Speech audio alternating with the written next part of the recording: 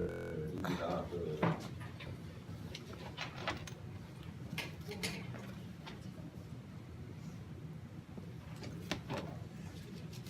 히브리서 9장의 위치는 뭐랄까요?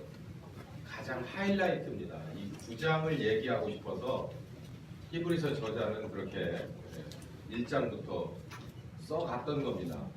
그래서 이 9장이 히브리서의 하이라이트인데 그 하이라이트 안에는 뭐가 이제 얘기가 그 하이라이트 중에도 그 9장 중에도 가장 하이라이트는 뭔가 하니까 우리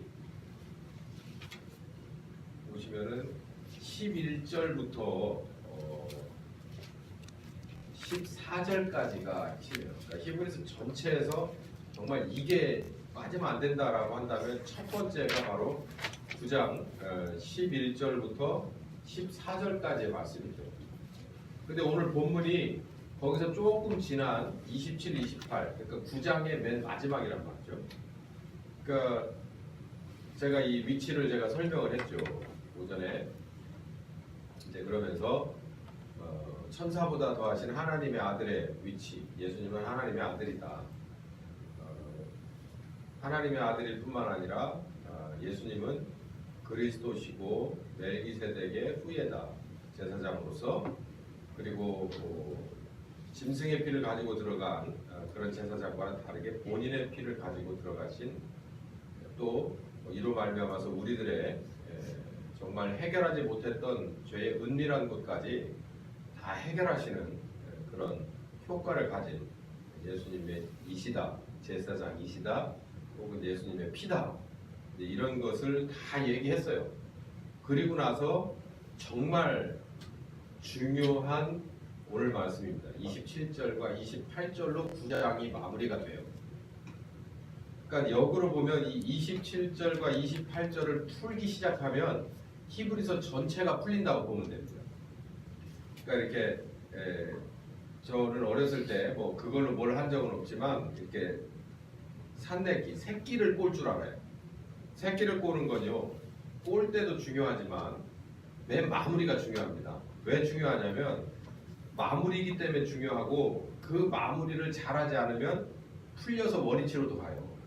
그러니까 그 마무리되는 말씀이 바로 여기 9장 27, 28절이라는 말씀이에요.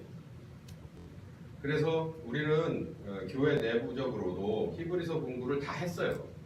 다 했기 때문에 히브리서에서는 뭐가 중요하고 무슨 얘기를 하려고 어떤 비유가 나오고 또 예수님의 피로 말미암아 어떻게 된다는 것에 대해서는 우리는 다 알고 있습니다. 그러면 27, 28절도 대부분 한 번쯤은 들어봤겠지만 오늘 이 말씀을 하고자 하는 건 이 말씀의 위치나 이 말씀의 교훈을 말하고자 함이 아니라 이 말씀으로 말미암아서 지금 2017년 또 혹은 2018년에 우리와 우리 교회와 우리 교회 안에 있는 가정들이 어떻게 준비되고 어떤 일을 해야 될 거냐라고 하는 말씀이 여기서 나오기 때문에 이 얘기를 한 건데 오전에 이거를 다 풀어낼 만한 그런 제가 준비가 덜 됐고 좀 시간이 촉박했던 게 사실입니다. 그래서 오늘은 초반보다는 이 말씀의 위치나 뭐 이런 거보다는 이 말씀이 말씀하시는 핵심과 그리고 우리들이 이걸 지금 상황에 어떻게 말씀을 받아들여야 되느냐라고 하는 것을 공부합니다. 본문의 배경은 오전 것으로 대체하고 그 가운데서 문제점과 그리고 봐야 되는 정확하게 봐야 되는 핵심에 대해서만 한 번 딱 짚고 넘어가는데 두 가지 문제가 있다고 그랬습니다. 이게 뭐가 문제냐면은 구원이라고 하는 것의 핵심이 뭐냐?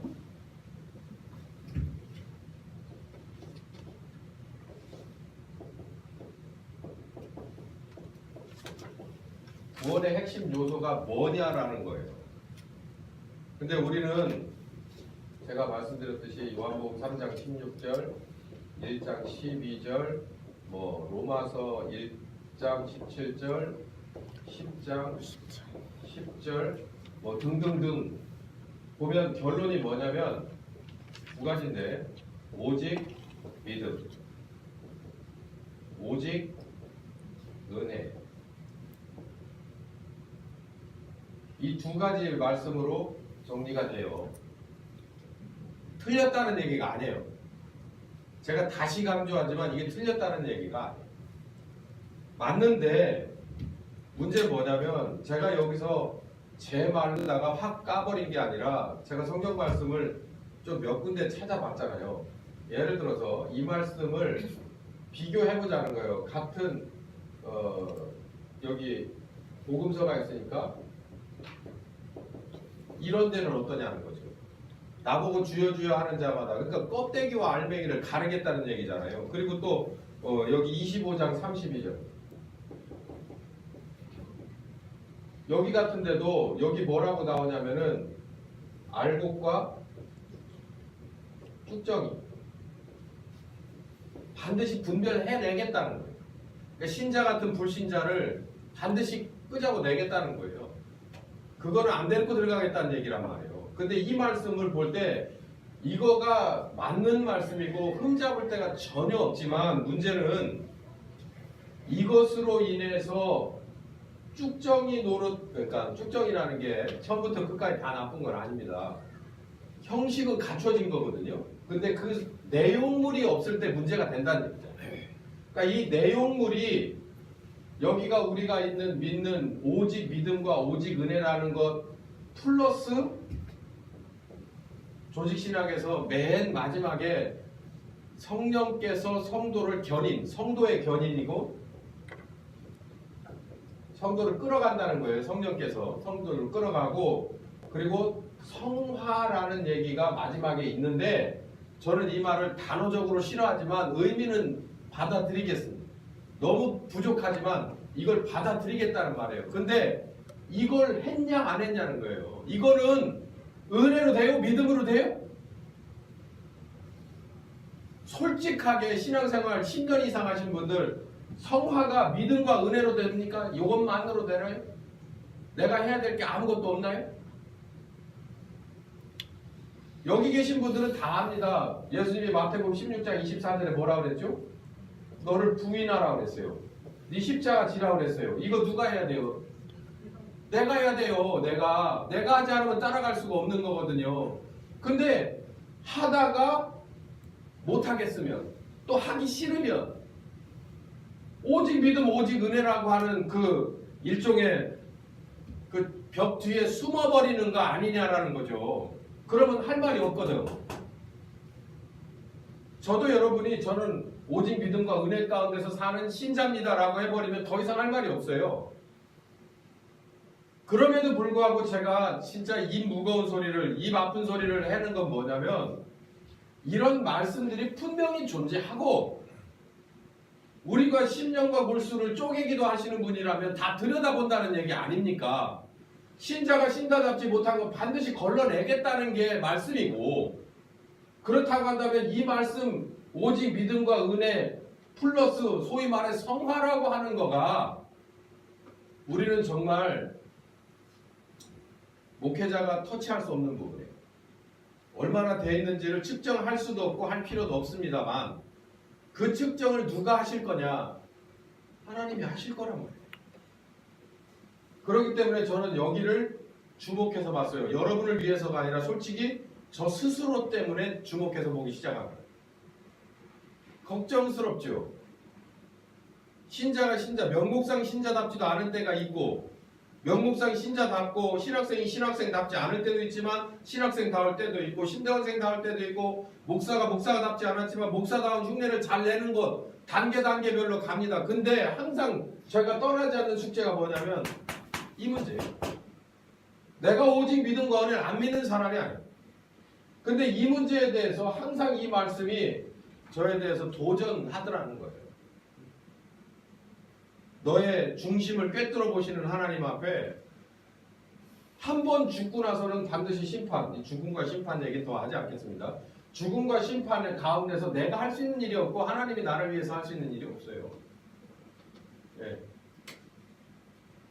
우리 신자들도 죽으면 기다렸다가 심판을 받는 거예요. 그러니까 더 이상 우리가 변화될 수 있는 기회는 없이 스톱이라는 얘기죠.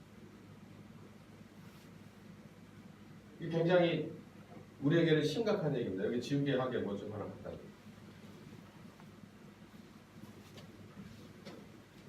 첫 번째는 구원의 핵심 요소를 뭘로만 볼 거냐.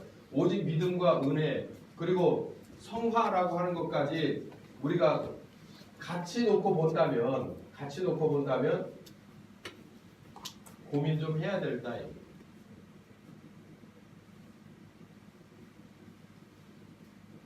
두 번째는 오늘 본문인데 히브리서 9장 27, 8절을 이 위치에서 나오는 말씀 중에서 재림의 위치거든요. 재림의 위치를 어디로 놓고 볼 거냐는 거예요.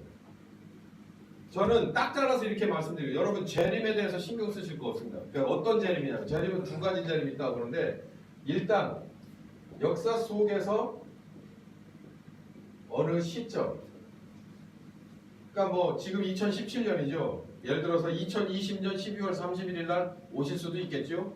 그러니까 그 어느 시점을 말하는 거예요. 이 역사 속의 어느 시점에 재림하시는 건 여러분 머릿속에 두지 마세요. 그건 제 얘기가 아니고 제 권면이 아니라 성경에서도 그래서 그날 그때는 나도 모르고 너희들도 알 바가 아니라고. 그 어느 말씀이죠? 사도행전 1장 3절 4절 5절 6절 7절 8절 그 안에 분명하게 그 얘기했잖아요. 누구도 모른다. 그날 그때는 예수님이신 하나님의 아들이신 나도 모른다. 니들도 알 바 아니다. 근데 여기 분명히 재림 얘기를 했거든요. 알 바 아닌 재림 얘기를. 그리고요 여러분 사실 2020년 예를 들어 그냥 이거 혹시 악마의 편집이 될지도 몰라요. 2020년 12월 31일 날 모년 모월 며칠 몇 시에 예수님이 오신다면 여러분 알면 뭐 변할 것 같아요? 그렇게 따지면요 우리는 벌써 철든 사람이어야 합니다. 왜냐하면 대부분 사람들이 나이가 어느 정도 먹어가면 이제 얼마 있으면 내가 주님 앞에 간다는 걸 다 알고 몸이 건강이 안 좋은 사람이면 어느 정도 안에 내가 가겠구나라는 걸 다 감각하거든요. 뭐 불의의 사고로 부르심을 받는 건 어쩔 수 없다 치지만 그래 사람 변하는 거 봤어요? 옛날에 무슨 말이 있습니까? 철들자 뭐 한다고요?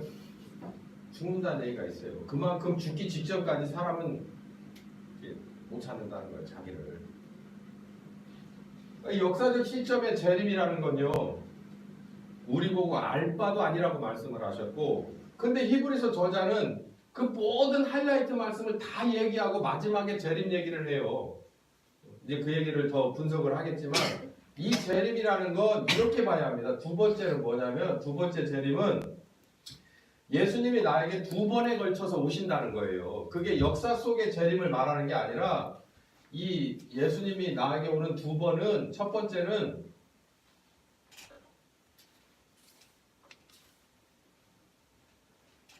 예수님이 나에게 첫 번째로 오시는데 이 첫 번째는 뭐하러 오시냐면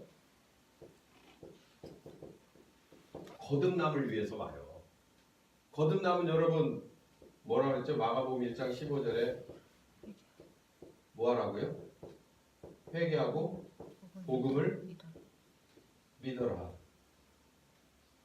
거듭나는 거예요. 어디가 거듭나요? 우리의 몸이 아니죠. 영이 거듭나요. 요한복음 3장에. 거듭나게 하려면 필수 요소가 뭐냐면 회개하고 믿음뿐만 아니라 뭐가 전제가 돼야 되냐면 십자가에 계속 제물됨이 필요하거든요. 그래서 이걸 하기 위해서 예수님이 우리에게 와요.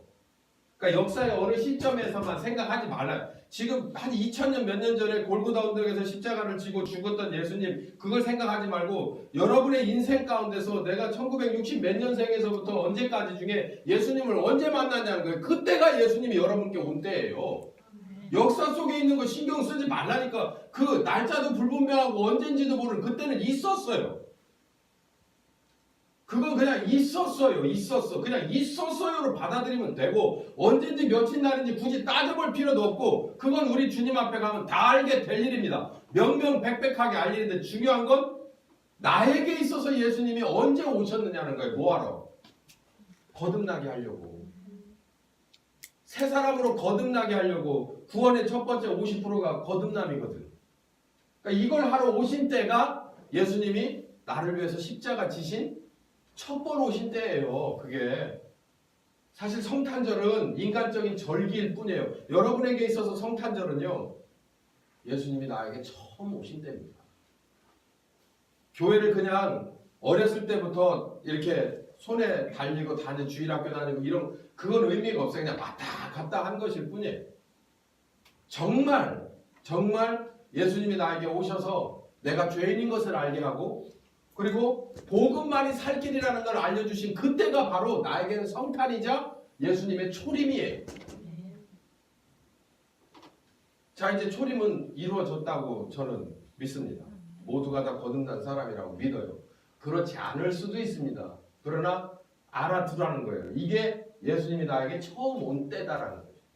자, 그러면 오늘 말씀만 따라서 이제 두 번째 말씀이 필요한 거예요. 뭐냐 이제 보자는 거예요. 28절을 읽습니다. 시작. 이와 같이 그리스도도 많은 사람의 죄를 담당하실 수도. 자요. 죄를 담당하기 위해서잖아요. 죄를 담당하기 위해서 오신 것이 예수님의 뭐다? 첫 번째 오신 거다라는 거예요. 날짜는 다 다릅니다. 오셔야 돼요. 오셨다고 제가 가정을 했죠. 오전 설교에서 오셨다라고 가정을 합시다. 그분이 오셔서 나를 그분이 오시면 나를 회개하게 해요. 그걸 뭘로 할 수 있냐면 회개입니다.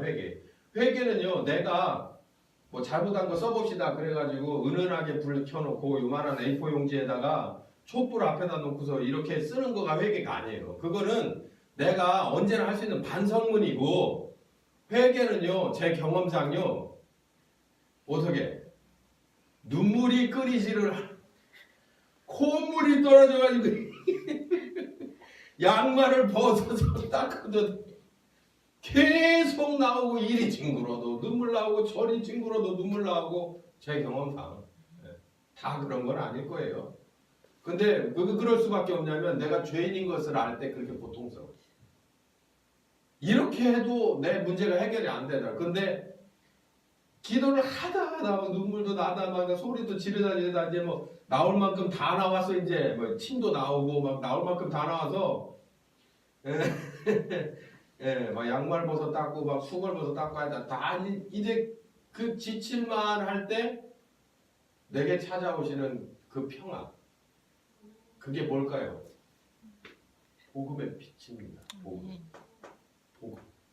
복음에 관한 한 줄기 빛이 내게 오는 거예요. 여러분, 복음 때문에 우리는 목숨을 걸고 죽습니다. 뭐 이런 얘기하면은 다 이거는 뜬구름 잡는 얘기고, 내가 처음에 주님과 만남이 있어서 내가 왜 오냐면 속절없는 내 인생 이러다가 죄는 자꾸 떠오르고 이 문제를 해결할 수 없어서 그냥 눈물만 쏟아지고 있을 때 언젠가 그 눈물 가운데서 한 줄기 빛이 오기 시작하는 거예요. 해결책이 오기 시작하는데 뭐라고 말을 못하겠는데 그냥 뭐 하는 거예요?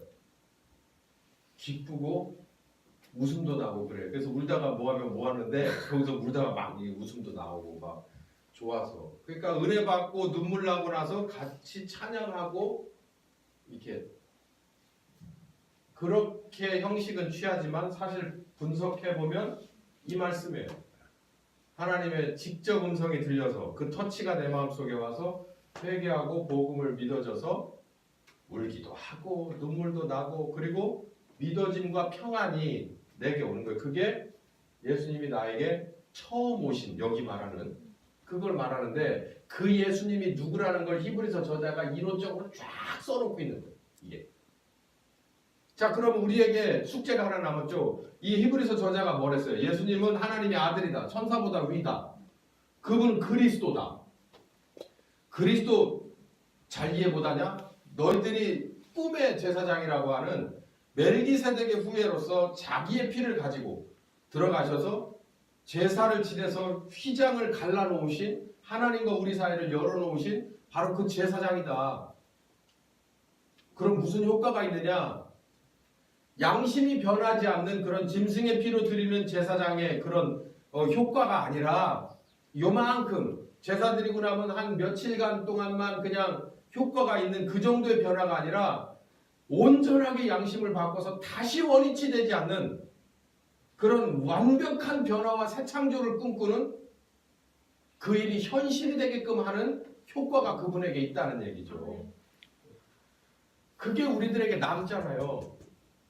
봐요. 회개하고 복음을 믿어서 제가 예전에 전도사 때 저기 있는 저렇게 덩치가 커진 애가 요만한 중학교 2학년일 때 애들 데리고 제가 가서 같이 기도하고 저 뒤에 우리 전도사가 그때 고등학교 3학년 때 그때 뭐 막 집회 때 막 난리 났었죠. 예. 그리고 나서 지금까지 내가 얼마나 변했나. 이제 처녀가 공부하고 아기를 낳아서 엄마가 돼서 그냥 우쭈쭈 아기하는 됐고 이제는 장가갈 나이가 돼서 학위받고 어디 연구원으로 취직하는 이 정도로 변화는 있었지만 하나님 앞에서 내가 얼마만큼 진보되어 갔었는가를 생각을 해보면 내가 반성할 문제가 좀 있다는 거예요. 왜냐하면 양심의 온전한 변화를 이끌기 위해서 예수님이 오셔서 나에게 오셨다는 건데 그게 진행이 안 됐으면 심각하게 생각을 해야 되는 거예요. 신자가 신자답지 못하고 그냥 형식만 취하고 있으니까 마태복음 7장 21절에 반드시 골라내겠다고 그랬단 말이에요. 그런 사람이 많을 거라고 그랬는데 그 안에 들어가면 어떻게 되냐 이거 큰일 나는 거 아니냐는 거예요. 어쩌면 지금에 있는 우리나라의 문제도 교회에서 복음이 언제부턴가 이 복음만 전해서 재림예수는 역사의 끝이라고만 봤기 때문에 신자가 신자되지 못하고 교회가 교회되지 못해서 많은 사람들에게 빛이 없는 세상을 만들어버린 건 아니냐는 거예요. 희망이 없어서 젊은이들이 희망이 없어서 교육이 잘못됐다고 생각하지 않아요. 저는 복음을 똑바로 가르치지 못하는 우리 목사들의 문제고 교회의 문제라고 생각합니다. 이걸 저와 여러분이 해내야 돼요. 성령께서는 이걸 하시길 원하십니다. 힘들 거예요. 어려울 거고 장애물도 있을 겁니다. 그러나 하나님이 하시겠다면 합니다. 할렐루야. 이보다 더 어려운 상황에서 저 지하실에만 숨어 있을 수밖에 없는 험악한 상황에서도 성령께서는 하셨어요. 자, 더 나가보죠. 그래서 오늘 두 번째 재림이 여기서 다시 오신다고 히브리서 저자가 얘기했잖아요. 우리들 돌아가 보는 거예요. 드린 바 되셨고 여기까지 얘기했습니다. 이게 바로 첫 번째 오심이에요. 여러분에게 첫 번째 오심이고 두 번째 오심이 또 있다는 거예요.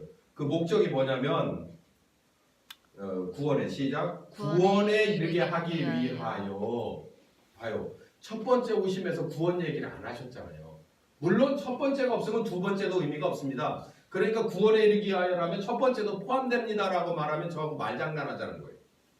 저는 그 얘기가 아니잖아요. 이거 아니라 이 두 번째 거가 중요하다는 얘기를 제가 오늘 설교를 하고 있는 거예요. 그러게 첫 번째 거가 이게 틀렸다라는 얘기가 아닙니다. 문제는 이 두 번째 거를 가르치지 않고 우리가 하지 않았기 때문에 문제라는 거예요. 그러니까 구원에 이르기 위해서는 온전한 두 번의 하나님의 아들이 내게 오심이 있어야 되는데 이 두 번째 오심은 여기 뭐라고 말하냐면 구원에 이르게 하기 위해서 이르게 하기 위해서 오시는 두 번째 거가 있다는 거예요. 완성이죠. 구원의 50% 구원의 완성. 뭔 말씀인지 이제 궁금해지기 시작합니다. 구원에 이르기 시작. 구원에 이르게 하기 위하여 죄와는 상관없이 자기를 바라는데 요건 잠깐 빼라고 그랬죠. 요 얘기 다시 해야 된다고 어떤 사람인가는 마지막에 가르칩니다. 이 위하여 뭐뭐뭐 하는 자들에 한해서 뭐하리라. 두 번째 이게 재림이에요. 두 번째 나타나리라 두 자줄 재림이잖아요. 그 예수님이 두 번째 여러분에게 오셨냐는 게 문제인 거예요. 지금 첫 번째 예수님이 오신 기억은 확실할 수도 있어요. 저는 확실합니다. 전 진짜 워낙에 예수하면 전 믿는 가정에서 태어난 걸 싫었으니까 그렇기 때문에 이렇게 나무가 이렇게 쓰러질 때 이렇게 뻣뻣한 나무는 막 이렇게 도끼질을 하고 톱질을 해도 끝까지 서 있어요. 견디다가 어느 딱 무너지는 시점이 되면 어떻게 되냐면 뿌지지직하고 와르르르 하고 넘어가거든요. 그것처럼 저는 분명히 아주 시끌벅적하니 넘어가기를 잘 알고 그렇지 않은 사람도 있을 수 있습니다만은 잔잔하게 넘어가는 이 거듭 다음에 이 시점이 있을 수 있어요. 예수님의 초림이. 근데 이 두 번째 거는 확실히 알아요. 왜 그럴까? 지금도 함께합니다. 그걸 모르면 안 되잖아. 지금도 함께합니다. 지금도 함께하니까. 폴리갑을 아시죠? 폴리갑이 누구냐고 물어보면은 신학생들 깜짝 놀랄라나? 폴리갑이 초대교회 교부 중 한 사람인데 뭐 한 사람으로 유명하죠? 불에 타서 순교한 사람입니다. 근데 그분의 말이 더 유명하죠? 뭐라고? 너 지금이라도 예수님을 부인하면 내가 살려준다. 그러니까 뭐라고 말했다고 그랬죠?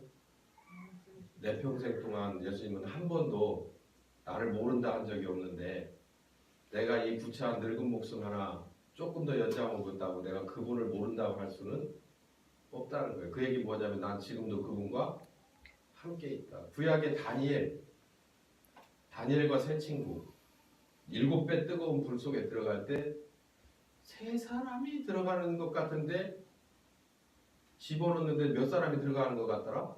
한 사람이 더 들어가는 것 같더라. 그게 누구실까요? 하나님이세요.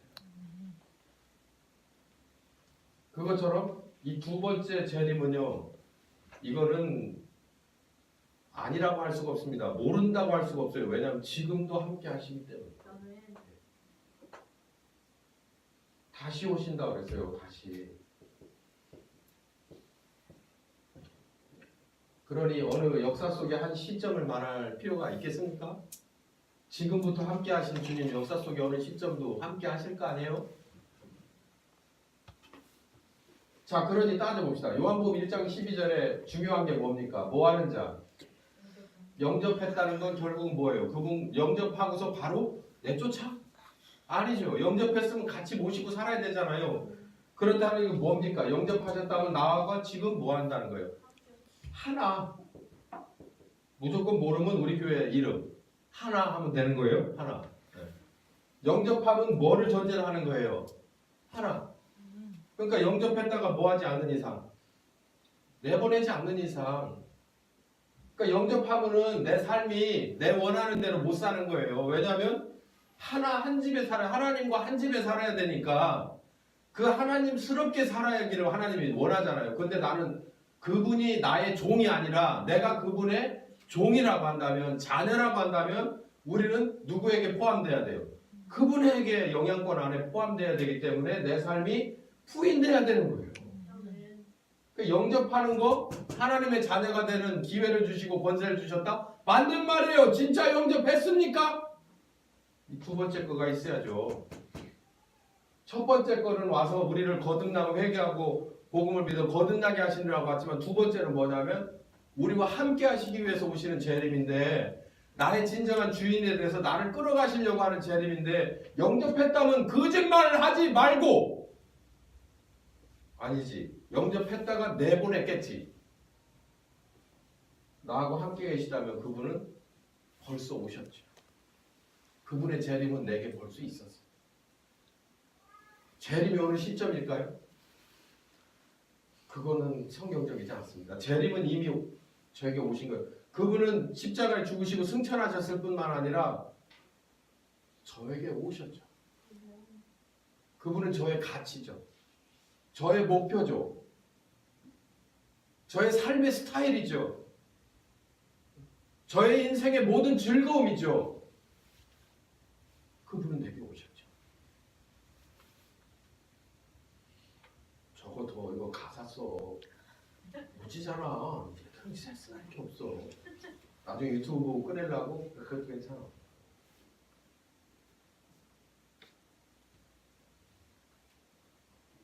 구원에 이르게 하기 위해서 이거를 잊어버렸어. 구원에 이르게 하기 위해서. 그분 다시 오셔야 돼요. 이게 무슨 얘기일까요? 뭐 우리 얘기했잖아요. 배워야 할 사람에게는 이제 보혜사 성령께서 오셔서 우리에게 차분하게 하나씩부터 신자의 됨됨이를 가르치고 하나님의 자녀의 됨됨이를 가르치고 또 상황마다 어려운 상황을 넘어갈 수 있게끔 보혜사 성령께서 우리를 구축하기도 하고 이끌기도 하고 능력 주시기도 하고 대신하시기도 하고 해서 우리를 끌어가시는 그런 선생님으로 오실 때도 있고, 또 이제 어느 정도 수준이 돼서 뭔가를 주를 위해서 뭔가 작은 일부터 시작해야 될 때가 된다면 이제는 오셔서 사역의 성령으로, 오순절의 성령으로 내가 해야 될 일을 열심히 하면 성령께서는 성령 차원에서 하셔야 될 일을 홍해를 가르기도 하고 요단을 가르기도 하고 만나의 비를 쏟아지게도 하고 매출하기를 내리기도 하고 반석에서 물이 나기도 하고 아픈 사람이 낫기도 하고 이런 일을 하나님께서 하시면서 하나님의 살아계심과 아들 예수의 그리스도 되심과 부활하심이 증명되는 이 교회 공동체로서의 삶을, 또 한 사람 한 사람의 전도자로서의 삶을 우리에게 이끌어 가시는 거죠. 그게 죄인이죠. 그분이 오셔서 우리에게 그런 삶을 끌어. 우리 교회는 생각보다 많이 왔습니다. 많이 왔고 준비되어 있지만 이 말씀을 처음부터 다시 하는 건 이 녹화의 의미도 있고 다른 모르는 사람들에게 알려줘야 될 필요도 있고, 그리고 이제는 뭐 하기 위해서? 이르기 위해서. 구원에 이르기 위해서. 출발이 아니라 거의 다 왔으니까 도달하기 위해서 준비돼야 돼. 준비돼야 될 시점이 돼가니까. 자, 그러면 이제 아까 중간에 빼놨던 얘기, 예수님이 2번 오셔야 된다는 거 이제 여러분이 아셨고요. 그게 어디? 내 삶이 끝나기 전에, 내 목숨이 끝나기 전에 그분은 2번 오셔서 나에게 중대한 변화를 2번 주셔야 하는데 그걸 모르는 척 하면 안 된다. 이제 여러분은 다 들으셨고 이 화면을 보시는 분들도 다 들으셨습니다. 이젠 죄와는 상관없이라는 얘기, 그러니까 이 어떤 사람에게 2번째로 오냐. 첫 번째는 그런 제한이 없는데 이 첫 번째 오실 때는 뭐 내가 누구에게 가리라라고 하는 말씀이 이 본문엔 나오지 않는데, 여기 보니까 뭐 하는 자, 여러분 정확하게 한번 보죠. 죄와 뭐 하지 않는 사람, 상관없는 사람. 그러면서 누구만? 여기 예수님이죠. 예수님만 바라는 사람, 바라보는이라고도 되고요, 바라는이라고도 되는데 바라는이 좋겠습니다. 바라본다는 건 시선을 말하고 바란다는 건 온몸으로 기다린다는 얘기예요. 그러니까 이렇게 한다면 차라리 여기 본문에 나온 대로 바라는이 낫겠죠. 더 아주 절절한 표현입니다. 죄와는 상관이 누구에게 오느냐. 그래서 거기 어떤 사람인가라고 하는 어떤 사람이 그 안에 들어가 있는데, 그 어떤 사람이라는 건 이런 사람이에요. 죄와는 상관없는 사람. 그러니까 애초에 뭐 하는 사람이라는 거예요. 죄와 하나 돼 있었다는 얘기지. 하나 돼 있었다. 그러니까 죄와 하나 돼 있어도 죄인을 안다 모른다. 모르니까 죄인이지. 모르니까. 그러니까 자기가 얼마나 잘못된 사람인지를 모르는 것이 죄인의 아주 충만한 상태예요. 그러니 쟤는 왜 저래요? 저는 진짜 쟤는 이상하네. 그럴 수밖에 없는 게요. 본인이 보이지를 않아요. 보이지를 않아. 죄인은요, 자기가 자기를 볼 수 없어요. 우리도 못 봅니다. 근데 누가 오셔서? 거듭나는 것 필수 요소고요. 그리고 누가 오셨기 때문에? 성령께서 오셔서 가르쳐 주니까 아는 거예요. 근데 그 얘기가 듣기 싫지. 네.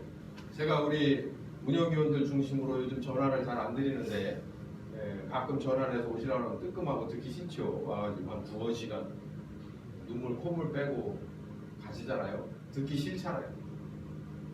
저도 마찬가지입니다. 성령께서 뭐 요즘이야 그렇지 않지만 이거 분명히 지적하실 거다. 분명히 지적을 해요.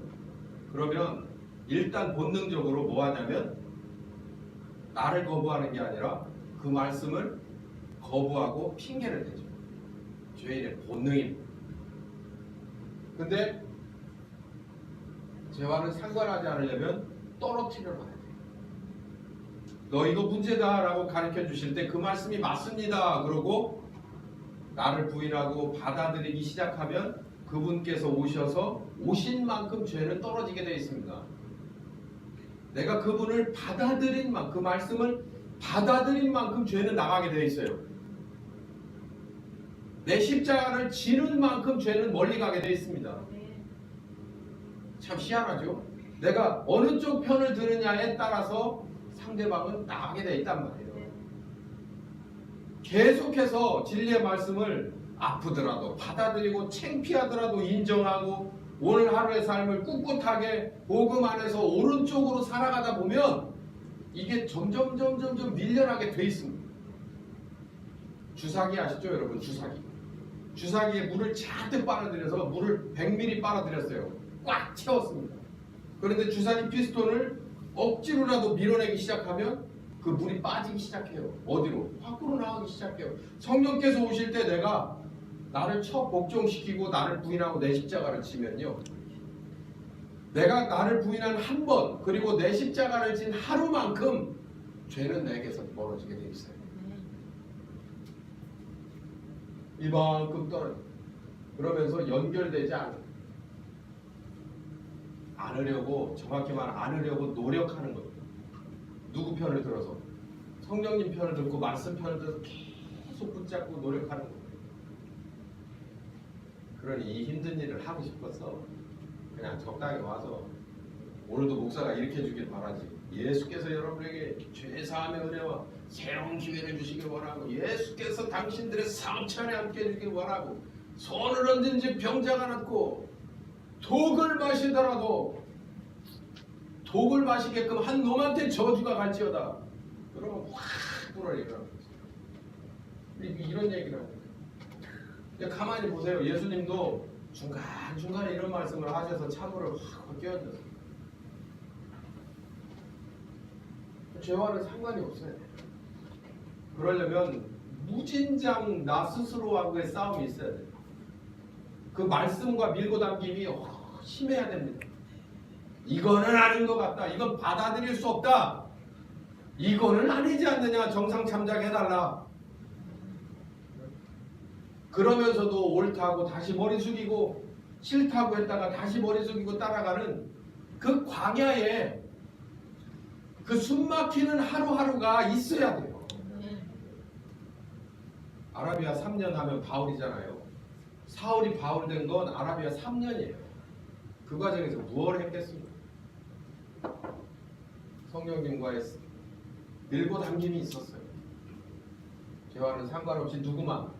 주님만 바라봐. 그러니까 죄와 한 몸 됐다가, 한 마음, 한 몸 됐다가 거듭난 영을 통해서 들어오시는 누구? 예수님이 들어오셔서 벌어지는 거예요. 나하고 뭐가? 죄가 벌어지는 거예요. 그래가지고 주님이 이 안에 다 들어와 계셔서 누구만 바라보는 거예요? 주님만 바라보는 거예요. 그런 사람에게 아까 말했죠. 뭐라고요? 구원에 이르게 하기 위해서. 여기 이만큼 하다가 결국은 넘어서지 못하는 부분이 있어요. 그게 로마서 7장의 바울의 고백이죠. 내가 할 만큼 했는데 그 마지막에서 내가 항상 뭐하더라? 치더라. 그러니 누가 오셔야만 하는 거예요? 주님만 오셔야만 되는 거예요. 그러니까 여기 약속했잖아요. 두 번째 부활이라 내가 너에게 갈 것이다라는 거예요. 뭐 해주러? 구원에 이르게 하기 위해서. 그게 뭐를 아는 거냐면, 내가 이렇게 해도 저렇게 따라가려고 해도 도저히 넘을 수 없는 벽이 있다라고 하는 그 벽에 도착하면 그 즈음에 누가 오신다는 거예요? 우리 주님 오십니다. 우리 주님 오십니다.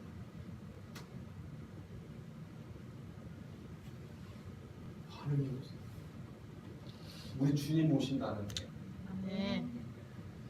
바울의 로마서 7장 21절 미만이 포기해요. 그래서 마지막에 뭐라고 절규를 해요? 오라, 나는 공부한 사람이다.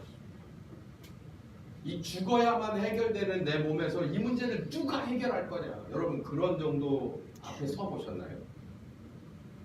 서보면 압니다. 왜냐하면 이건 도저히 내가 할 수 없는 문제야. 아무리 주님을 바라보고 십자가 지는 삶을 계속 살아와도 해결될 기미는 없고 그냥 이거 안개 속에서 끝까지 가다가 아마 끝날 거야 라고 하는 그런 뭐랄까요, 나 스스로가 나를 포기해 버리는 때가 그때 누가 오신다는 거예요.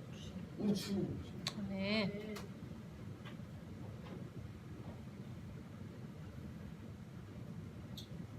이걸 좀 더 설명해 드릴게요. 이거는 보너스 팩입니다. 아담과 하와가 있었어요. 아담과 하와가 저 나를 꺼. 뒤에 앉아 셋이 쪼르륵 졸지 말고.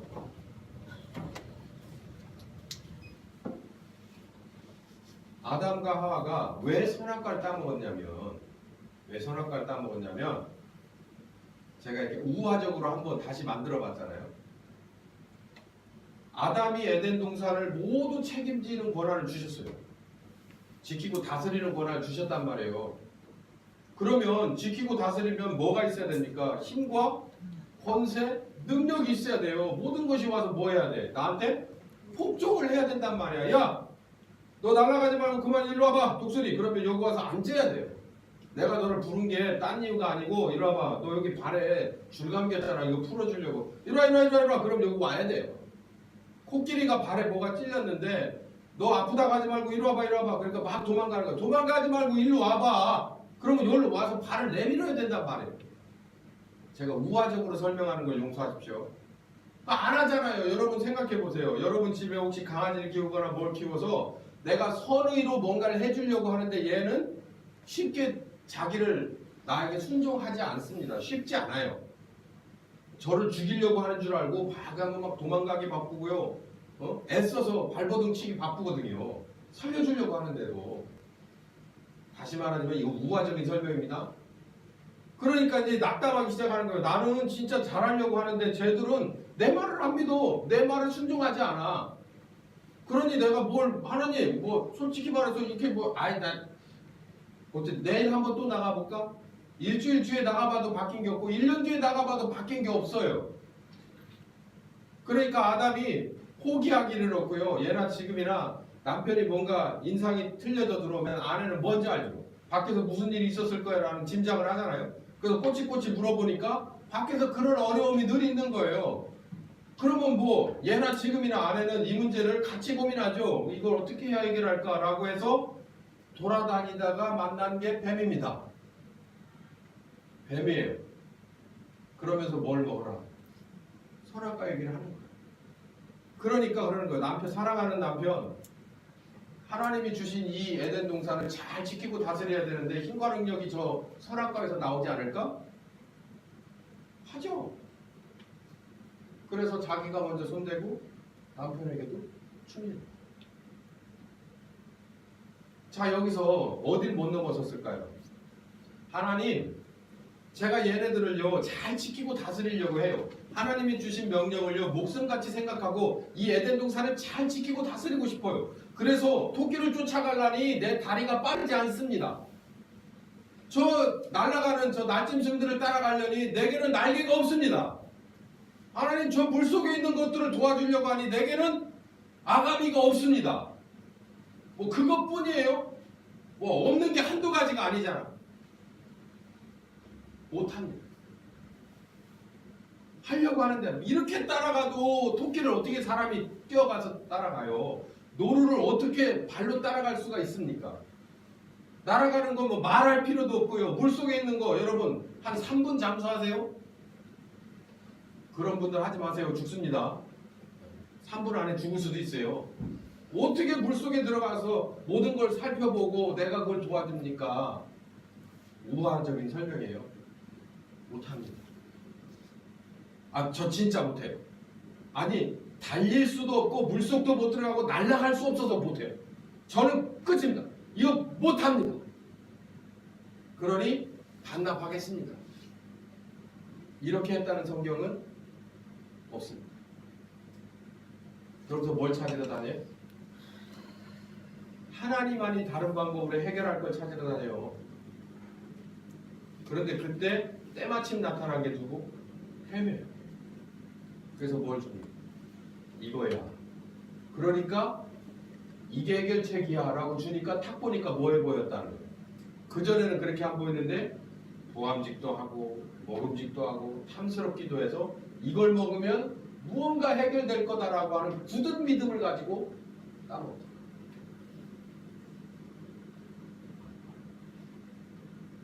예수님의 재림이 언제라고 그랬냐면 구원에 이르게 하기 위해서. 말씀 따라서 성령님 감동하심 따라서 지시하심 따라서 가는 데에도 끝이 있어요, 여러분. 도저히 여길 못 넘어가겠다 하는 데가 있습니다.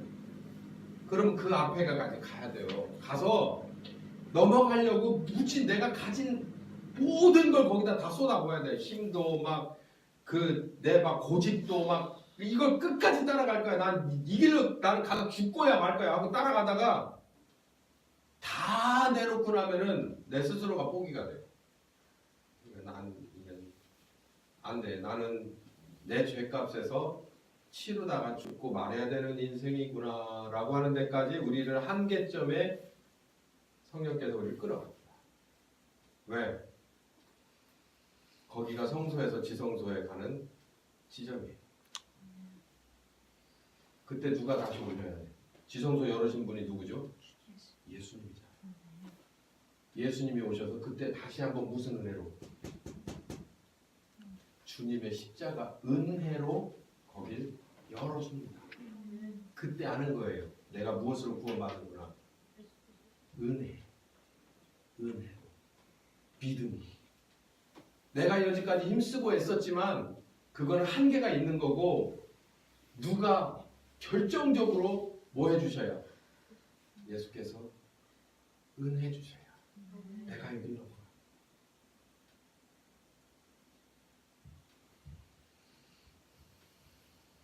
두 번 오셔야죠. 몸만 해서 안 돼. 이걸로 흉내내만 내는 건 안 돼요. 전 딱 잘라서 말합니다. 이건 흉내내기에 딱 맞는 시작이에요.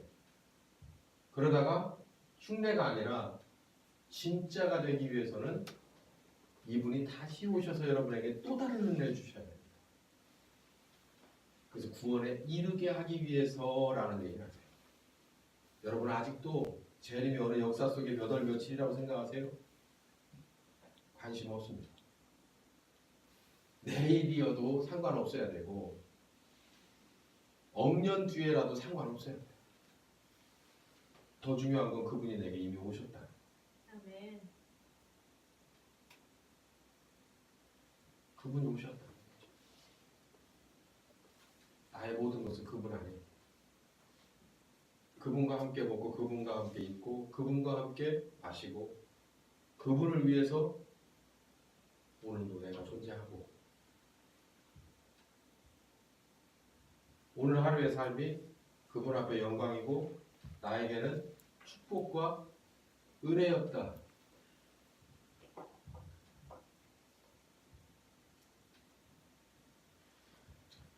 죄와는 상관없이 그렇게 주님을 바라보는 막다른 골목에 선 그 사람, 그때 다시 한번 주님이 오셔서 네가 해결하지 못하는 이 문제와 이 벽을 위해서 내가 너를 위해서 무엇을 졌다? 십자가를 졌다. 지성소를 열었다. 이제는 넌 나와 함께 우리 그 곡 있잖아요. 참 은혜스러운 거. 보혈을 뭡니까? 하나님 품으로 보혈을 지나 하나님 품으로 예수님이 십자가의 피로 열어놓으신 그 휘장이죠. 보혈을 지나 거기에 이게 뿌려진 그 예수님의 보혈을 지나서 하나님 품으로 들어가요. 그 은혜가 맞죠. 오직 믿음이 맞죠. 근데 다시 오셨냐는 거예요. 우리 여러분께 다시 오셨어요. 여러분은 죄와 상관없이 주님을 바라보는 사람이 맞냐? 이 사람에게만 온다. 이 사람. 죄와 상관이 있는 사람 주님 바라보지 않는 거죠. 죄와 상관이 이 사람 이 죄인이 죄만 바라보고 있는 거예요. 이거 주님을 바라보면 죄와는 상관이 없이 멀어진 사람이에요. 이 사람 그러나 뭐를 하지 못한 사람, 우리 주님과 온전하게 하나 되는, 우리 주님 열어놓으신 지성소로 하나님 영역으로 들어가지 못한 사람, 안식을 누리지 못하는 사람, 그 사람에게 다시 오셔서 해주시는 거예요. 히브리서는 생각보다 굉장히 스케일이 큽니다. 어디에서? 이 마지막 부분의 짧은 2절에서 어마어마한 내용들이 그냥 축약돼서 그 안에 들어가 있어요. 좀 더 펼쳐주셨으면 좋았을 텐데 그건 김 목사 네가 해라 그러셨나 봐.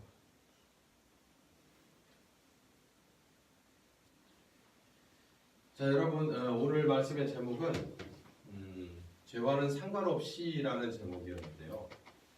죄와는 상관없이라고 하는 제목 안에는 또 보이지 않는 많은 감추어진 부분들이 있었고 또 알아야 될 많은 배경들이 있었습니다.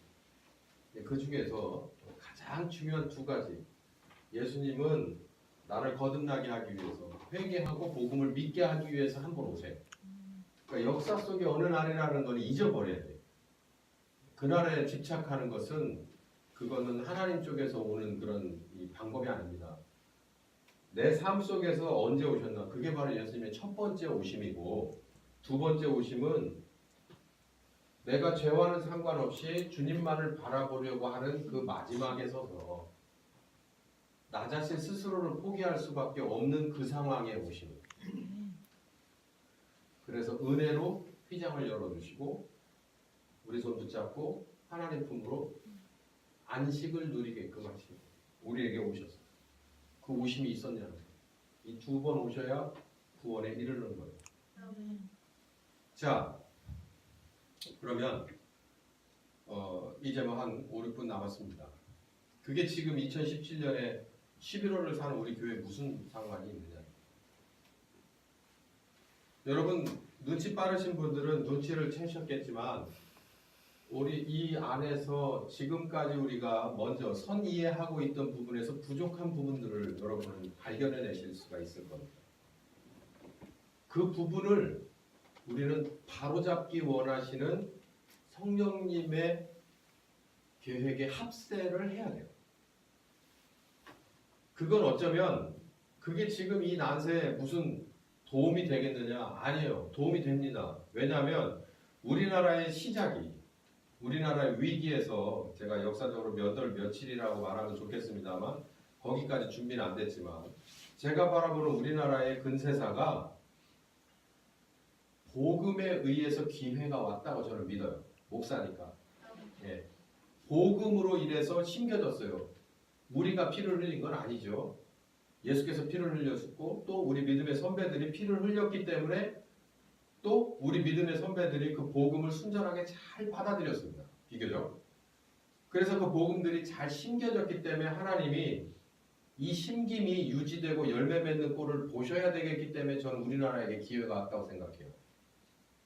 그리고 그 중간중간에 큰 획을 긋는 정말 별과 같은 주의 종들이 있었고 또 많은 눈에 보이지 않는 헌신과 목숨들이, 눈물들이, 기도들이 있었어요. 여전히 희생이죠. 희생으로 인해서 우리나라는 여기까지 왔어요. 사회적으로 보나 교회적으로 보나. 그러면 이제 어디에 왔습니까? 마지막에 왔어요. 이제 뭐 해야 될 때냐면 이르르게 해야 될 때예요. 이르르게. 이게 와는 과정에서 저기까지 이르러야 하는데 이르르지 못하고 여기서 더 이상 길을 찾지 못하고 방황하고 있어요. 뭐가? 신자와 교회가. 이르르게 하기 위해서 오신 주님이 미리 오셨던 우리와 교회에 오셔서, 이거 이렇게 되면 또 심각해지는 거죠. 이제. 오셔서 우리로 하여금 빛과 소금, 상징. 또 상징적으로 얘기할 수밖에 없는데, 왜냐하면 구체적으로 우리에게 무슨 일이 일어날지 모르니까. 빛과 소금의 위치를 감당하게 하는 일을 먼저 이르는 사람이 어떤 거다, 어떤 과정을 통해서 갔다라는 것을 샘플로 보여줄 수 있을 만한 개인과 가정과 교회가 있어야겠죠. 그래야 우리를 더불어서 성령께서 함께 하셔서 일을 하실 거 아니냐는 거예요. 되지도 않은 사람 가지고서 돌아다니면서 일을 못하잖아요. 지금 구약시대요? 신약시대는 된 사람을 가지고 하니까, 된 교회를 가지고 하니까. 우리 개인은 문제가 있을지 몰라요. 우리 교회의 외형적인 건 이미 갖춰졌어요. 우리들의 한계에 있었을 때 저쪽에서 이제 더 이상 우리는 재정적으로 한계에 부딪혔잖아요. 더 이상의 늘릴 수 없는 규모에서 한계에 부딪혔을 때 주님께서 오셔서 이렇게 하셨잖아요. 그러면 이제는 2017년의 캠프가 뭐냐면 여러분과 여러분 가정에도 그렇게 하시겠다는 거예요. 그리 따라 붙으라는 겁니다. 어쩔 수 없이 교회는 목사가 막 끌고 가고 사모가 뒤에서 가고 가족이 그냥 나서서 하니까 그랬다고 치고, 이제는 여러분 개인들이 준비하겠다 그러면 준비가 돼야 돼요. 여기서 안 되면 낙오되는 거야. 큰일 나는 거야. 큰일 나는 거. 여지까지 심정은 뭐가 도라미 타불이 되는 거예요. 이 복음이 내게 이르러서 저기까지 이르러야만 완성이 되는 건데, 그게 중간에서 깨져버리고 스르르 새버리면 안 되는 거야. 그러니까 준비하라고 하잖아요. 준비하라고. 뭘요 하면 또 내가 또 뭐 힘들어지는 거예요. 뭐 하지 말고 주님만 보라고. 죄와는 상관없이 내 막바지에 다다랐어도 뭐만 주님 바라보는 거예요. 집사님, 주님 날 겼는지 좀 봐주세요. 겼는지이 아니라 뚫어지게 보고 있습니다. 뚫어지게 보고 있어요. 예. 힘들고 어려울 때, 내 자식이 아플 때, 저기 있잖아요, 꼬맹이. 저놈 아플 때 두 엄마 아빠가 어떻게 되겠어요? 겼는지를 이렇게 보겠어요? 네. 여기서 하나 쳐다보고 여기서 하나 쳐다보고, 하나는 질질 짜가면서 하나는 어떻게 할 수 없어서 일어섰다 앉았다 해가면서 열이 떨어지기를 그냥 1분이면 몇 번씩 이 체온계를 보겠죠. 하나님도 그래요. 뚫어지게 쳐다보고 있는 거예요. 이걸 잘 견뎌내고 여기까지 와야 될 텐데 뚫어지게 쳐다보고 있는 거예요. 중간중간에 휴게소도 있습니다. 그 비자도 나오고 그러잖아. 휴게소도 있어. 그럼 어쩐 때는 내가 너하고 함께 한다는 것을 막 들리게끔 해줘요. 내가 막 너무 힘들 때는 들리고 보이게 해주시더라고. 휴게소에. 또 잠시 취했다가 다시 본선으로 나가서 그 숨막히는 하루하루를 또 가는 거예요. 근데 지금 생각해보면 그때 우리 주님과의 거리는 정말 가깝게 있습니다. 1cm의 차이도 없어요. 가깝게 있어요. 죄와는 상관없이 주님을 바라보는 사람. 우리 주님께서 오셔서 여기에 은혜가 아닌 다른 차원의 온전하게 하시는 구원에 이르르는 은혜를 주실 걸 믿습니다. 이걸 받아야 돼요. 그러면 사람이 싹 바뀌고, 뭐가 딱지가 딱 붙냐면은 메이드 인 하나님 딱지가 딱 붙어요. 안식에 들어가게 되는 거예요. 웬만한 봄, 여름, 가을, 겨울 영적으로 와도 흔들리지 않습니다. 왜? 여기에 뭐가 붙었어요? 딱지가 딱 붙었어요. 우리 주님과 함께. 웬만큼 곤고해져도, 웬만큼 목이 말라도, 웬만큼 어려운 일이 이렇게 있어도, 목회를 하다 보면은 요 앞줄에 계신 분부터 저 뒷줄에 있는 분까지 차례로 전화 올 때가 있습니다. 아픕니다. 병원 가야 됩니다. 뭐 해야 됩니다. 뭐 해야 됩니다. 뭐 시험 봐야 됩니다. 뭐 해야 됩니다. 막 전화 올 때가 있거든요. 저도 한 10년 전쯤 되면요, 이게 한계에 다다르더라고요. 뜨끈뜨끈해져요. 근데 요즘은 조금 덜합니다. 뭐를 믿으니까? 지성소를 열어놓으신 우리 주님이 이루시려고 작정하신 일이다. 내가 할 수 있는 일에 최선을 다하고 끌어주면 된다. 나머지는 다시 오시는 우리 주님께서 그 개인들에게 오셔서 해결하시는 것을 내가 주변에서 잘 지켜보고 있습니다. 아멘. 어떻습니까? 그분 다시 오셔야 돼요. 오시기로 약속해. 몇 월 며칠 날이라고 생각하지 말고, 우리들이 한시라도 젊을 때 그 재림이 오기를 기대해야 돼요. 그래야 뭔가 조금이라도 더 주를 위해서 한순간이라도 숨을 쉬다가 죽을 거 아니에요. 3초 전에 되면은 얼마나 아쉽겠어요. 이제는 살아가는 순간순간이 다 우리 주님의 건데라고 생각하는 게 3초밖에 안 남았으니까 어떡하면 좋아. 더군다나 우리는 준비해야 될 때가 됐습니다. 그때 여러분 지금 당장 뭐가 보입니까? 암울한 현실이 보이시죠? 10명의 정탐들은 현실을 아주 비판적으로 잘 아주 파악한 사람들이요. 근데 하나님이 볼 때는 옳지 않았습니다. 아이고 목사님 제가 뭘 할까요? 제가 건강도 안 좋고요. 저는 사업에 한번 실패했습니다. 뭘 할까요? 몰라요. 저는. 근데 하나님은 저도 목사를 만들어 놓으셨습니다. 늦게도 공부시키셨습니다. 여기까지 끌어오셨습니다. 여러분 어떻습니까? 하나님은 여러분을 향한 뜻이 절대 변개치 않으십니다. 할렐루야. 놀라실 일이 하나님에 의해서 펼쳐지기를 예수님의 이름으로 축원합니다. 네. 사실 하나님